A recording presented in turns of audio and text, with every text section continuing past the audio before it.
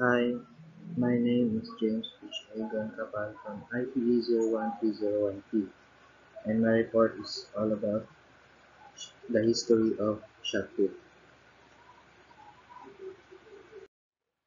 So, ano nga ba yung shot put? Ang shot put daw is a track and field event na kinakailangan ng strength po. Kasi sabi nga po dito, an athletic event na ginagamitan ng heavy round ball or spherical ball. Tapos, itatapon siya as far away as possible po, no?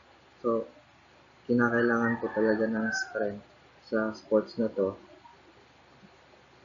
lalong-lalo na po sa, sa kamay. Kasi yun po yung ginagamit sa pagtapon po ng round ball. So, next is the history of shot put. The ancient Greeks threw stones as a sport, and soldiers are recorded as throwing cannonballs in the Middle Ages, but a version of the modern form of the discipline can be traced to the Highland Games in Scotland during the 19th century, where competitors threw a rounded cube, stone, or metal weight from behind a line. So, ang sinasabi lang po dito is yung shot put competitions were first recorded in early 19th century in Scotland po. And the first events resembling the modern shot put we have right now na nakikita po natin here is likely occurred in the Middle Ages when soldiers held competitions in which they hurled cannonballs or they throw cannonballs po, no? Or any kind of rounded or spherical ball. So, Scottish Highland game historians believe the shot put originated from the ancient Celtic tradition of putting the stone, which, according to Scottish folklore, was used by clan chieftains to help them identify their strongest men for battle purposes. So, gaya po nga ng sinabi ko kanina, yung shot put po is were first recorded in the early 19th century, where the soldiers held competitions, no, which they hurled cannonballs or throw cannonballs. So, dun pa lang, alam na natin kung ano po kung ano yung purpose nila, kung bakit ginagawa nila yung shot put. So, it is to identify or to know who is the strongest man in their clan or in the army.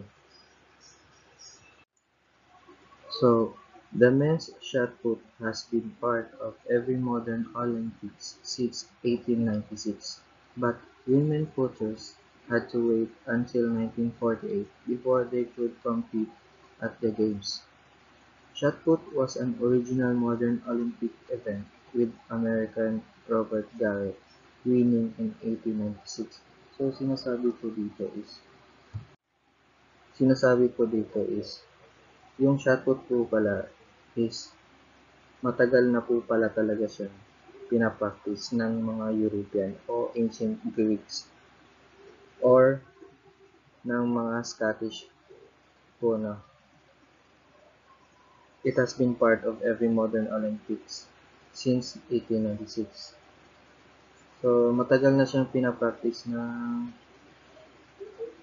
mga tao dati but did not receive much attention until naglaro si Robert Garrett at nanalo siya and set his first record po sa shot put po, no? Siguro namangha yung mga tao ko.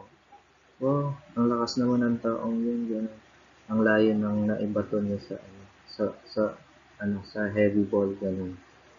So, yung women po, no, shooters, had to wait until 1948. Siguro may dahilan sila na, na siguro may requirement na kinakailangan ko kung pwede na ba maglaro yung mga women, ganun. So, ayun po. Tapos yung American Olympia naman po, siguro i-discuss po yan ng mga ka-groupmates ko po, yung mga na-assign po sa famous athletes po. So, dito lang po nagtatapos yung report ko na about sa history of shot put. So, thank you po.